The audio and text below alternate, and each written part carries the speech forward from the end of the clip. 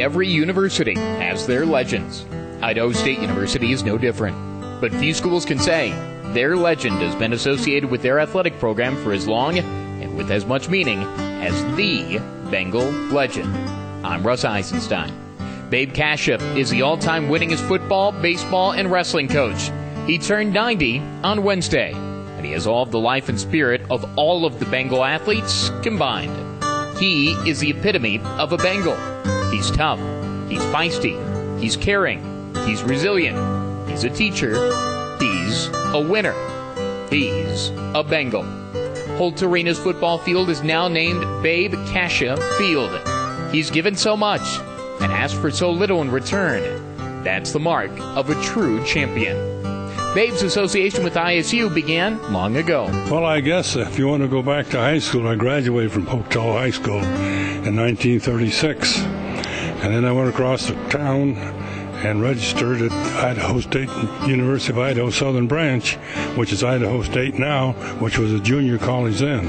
I played here 2 years and then transferred up to the University of Idaho and played football, wrestled, and baseball, and got a BS and MS degree there in 1941.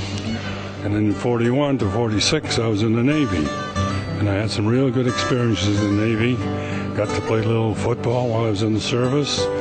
Got to see a little sea duty. And then in 1946, came back to Pocatello as assistant football coach.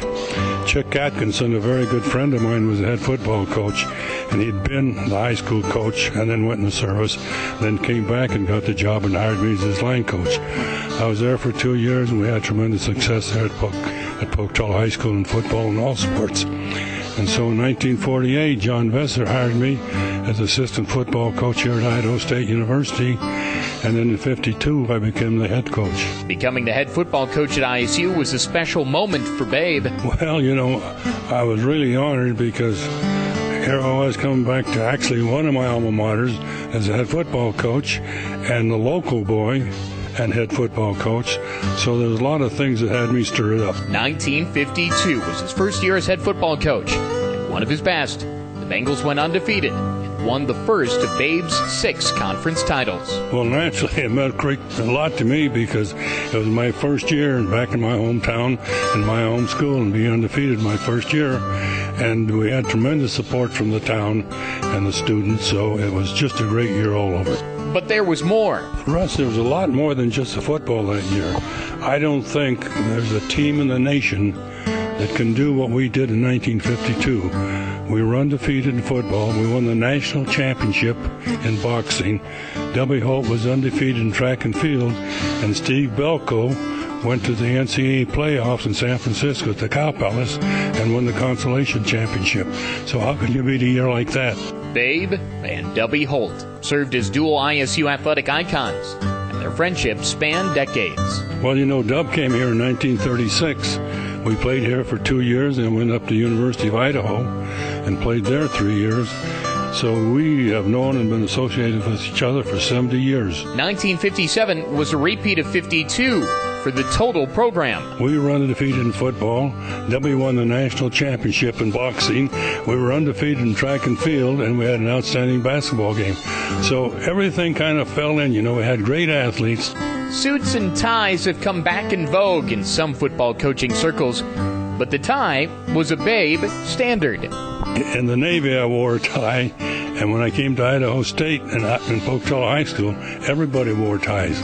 But that's out of fashion now. I was a semi-screamer on the sideline. That's the Italian blood, though, that, you know, you got to holler. It wasn't just football. The wrestling and baseball programs were led by Babe, too. And his baseball success started as a player at the University of Idaho. I led the team in hitting and had 3 great years in baseball, and I contribute that all to the coaching I got from Forrest Toogood. And I brought some of those skills that I learned from him back to Idaho State. Babe was an Eskimo, too, north of the border. So I went up there and coached with the Eskimos in the Canadian Football League. And I was there 5 years, and the first year was a real rough year. But I was there 5 years. We ended up winning 3 conference championships and 1 national championship. But he's always had the heart of a Bengal. Well, Russ, it was my whole life almost, you know. I was here for 38 years and then remained in Pocatello after I retired in '86. And I only live across the street from the Dome, so I spent a lot of time bugging the coaches and back and forth to the Dome. As for the field dedication, it's going to say Caccia Field forevermore. What does that mean to you? Well, that's a great honor, Russ. How can you expect any more when you're 90 years old? 90 years young, with so much more to come. Here's to a legend. Here's to Babe Caccia. I'm Russ Eisenstein.